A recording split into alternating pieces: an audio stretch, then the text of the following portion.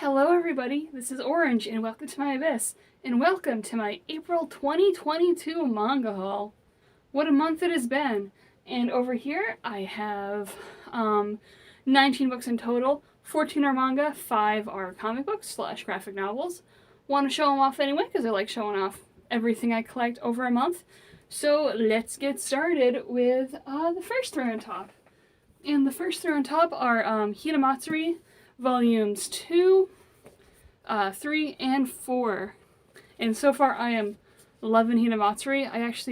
I've watched the anime through a couple times now. It's a really fun, heart-warming show. Love me a show about about Yakuza trying to be a dad to a psychic child. It's great. This series is really funny, really nice. I really recommend it if you just want some little like heartwarming comedy bits. Always a good time. We have the house husband vibes because, you know, Yakuza just being a father, being a dad, being a good guy. But it's great, and I can't wait to keep on collecting this series. And just loving all the covers with all the guys, and even all the back. I love all the comics on the back as well. So cute, so good. Highly recommend both the manga and the anime. Beneath that, we have completed it finally, and that is the Geige no Kitaro Creepy Kitaro series. So we have Kitaro meets the Vampire Slayer, or Kitaro the Vampire Slayer, and Kitaro the Vampire Slayer, and Kitaro's Yokai Battle. And I collected the last volume of this last month. Don't ask me why, stuff got weird in the mail. But I believe that concludes the stuff that'll be released for this series. Not too sure on that. It's kind of hard to tell.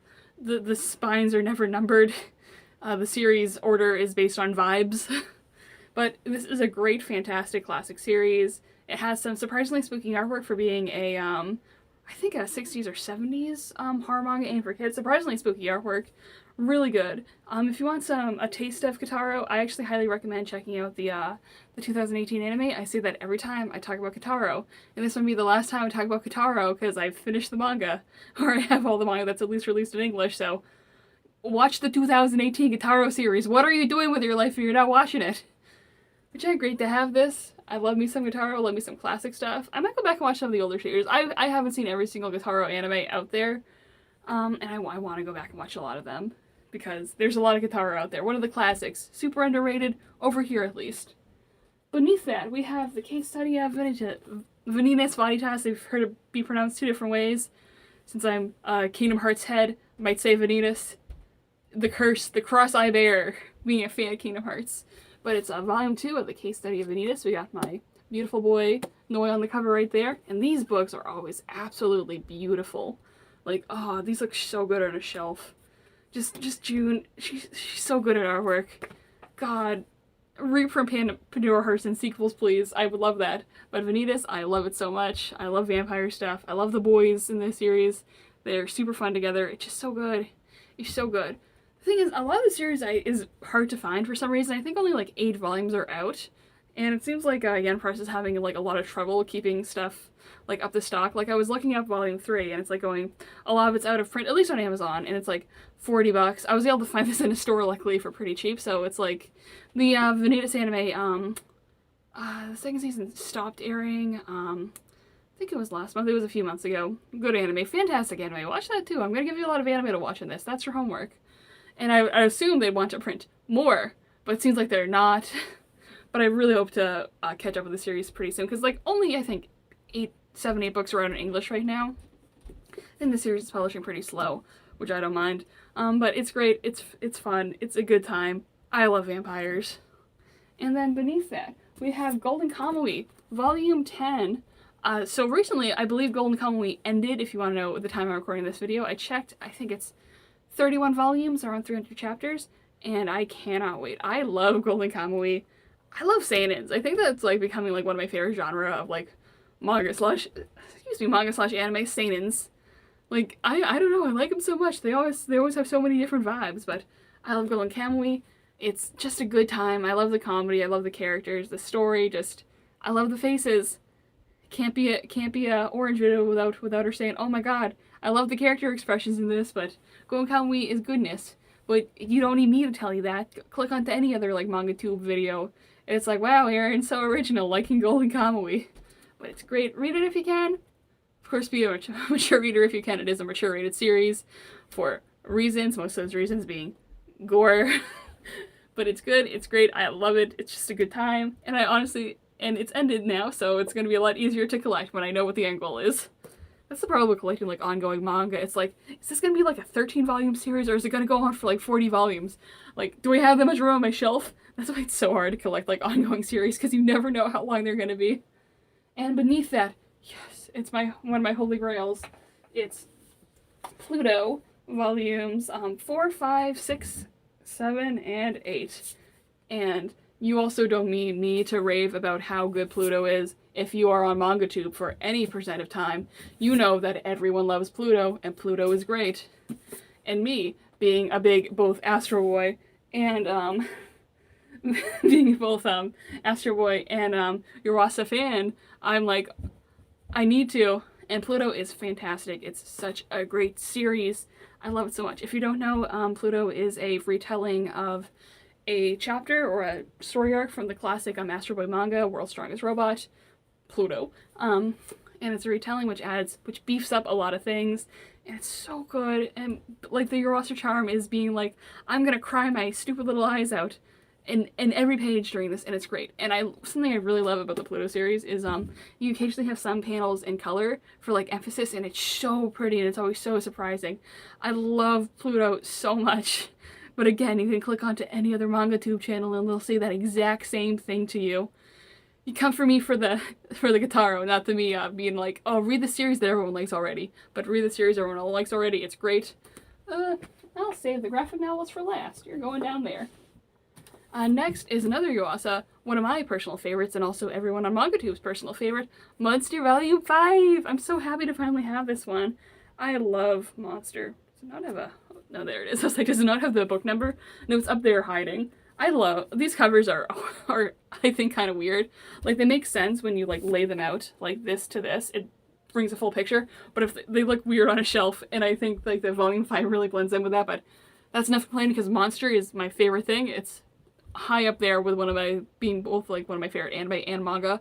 Watch and read both. The more you experience the series, the more you'll appreciate it. And I appreciate Monster so much, but this continues the story. And also, it introduces the moment I've been waiting for so long. The best character in the history of fiction, Wolfgang Grimmer, is introduced in this one. He's my favorite guy ever. The only man I love.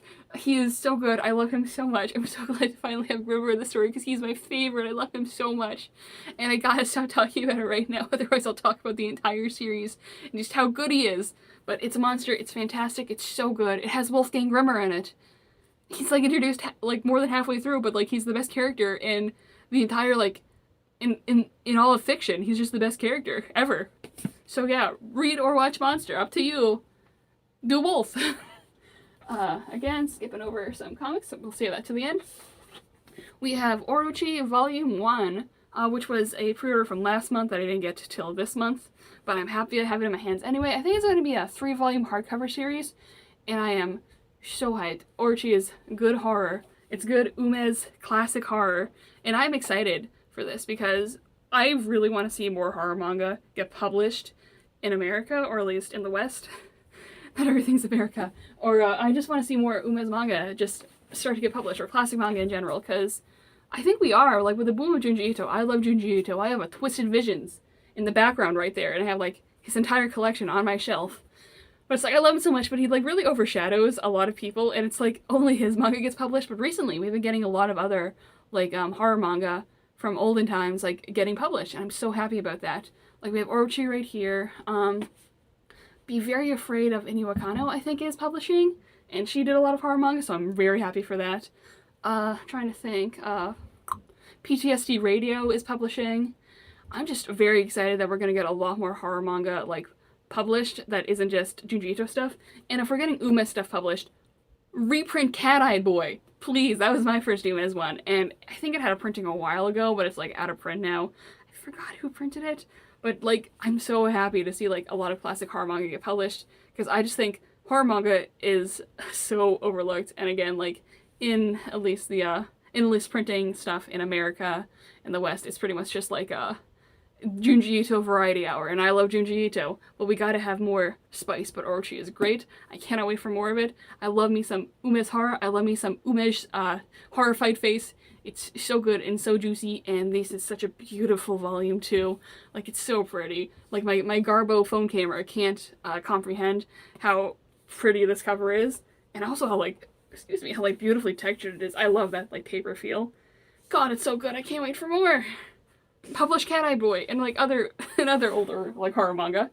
And for people who are just here for manga, I'm gonna talk about some graphic novels, but if you want to stick around, go ahead. I think it's all important. Starting off, I have Legend of Zeta and The Return to Zeta. Zeta is a comic book that I started collecting a while ago because I believe when in middle school, the author actually came to my school and I picked up a volume of that from them. And so I finally decided to, oh, I'm gonna finish off the series. And it's just a good, fun time. I think the series would be, like, great for, like, any young kid wanting to, like, jump into, like, a more, like, sci-fi oriented series. It's a good time, and I highly recommend. Always gonna shill for a good old graphic novel. And then beneath that, we have Witch, volume 20, 21, and 22. And I adore Witch with my entire being, and I know there's gonna be, like, I don't know, like 12 volumes after this. This is where I'm ending, because with Witch, if you don't know, it's a I believe Italian magical girl series that was published way back in the day, and Disney and I think, yeah, Yen Press have been doing a reprinting of it that's been lasting for a while. And something about Witch is also, like, watch the show too, because the show is really good. It's really different from the graphic novels, but it's great. But the thing is, like, after this arc, I really think the series starts kind of going downhill. And I believe that's because the author, like, the original creative team were, like, fired. And also, I think and it becomes, like, it, like, shifts away from, like, arc-based storytelling to, like, weirdly episodic stuff. And I like weirdly episodic stuff. I'm a big Pokemon and Pretty Cure fan. But I just think, like, the quality, like, kind of starts dipping, especially after this point. And this one just feels like such a good ending for the series, because the girls get their super-powered forms. They get their eternal Sailor Moons, if you will. Also, Sailor Moon movie was just announced. We're going to be finally finishing off the Crystal Saga, even though it's gone by, like, 10 different names. But yeah, with this, I think this is going to be, like, the last volume of Witch I will be collecting. And I do, like, highly recommend Witch for, like, fans of magical girls. People who are just, like, you know, hashtag girl power, but, like, actually, it's really good. It's really such a good time. I love the girls. They're so much fun. Like, both read the graphic novels and the TV show. The TV show adapts the first two arcs of it. I think it does some things better than the comic books, but I think the comic books are a better experience overall. I suggest watching both, because you can never have enough Witch in your little heart. But yep, that's Witch. And with that, that is everything I have collected for the month of April. Yay! Alright, thank you all for watching this video, and have a lovely night.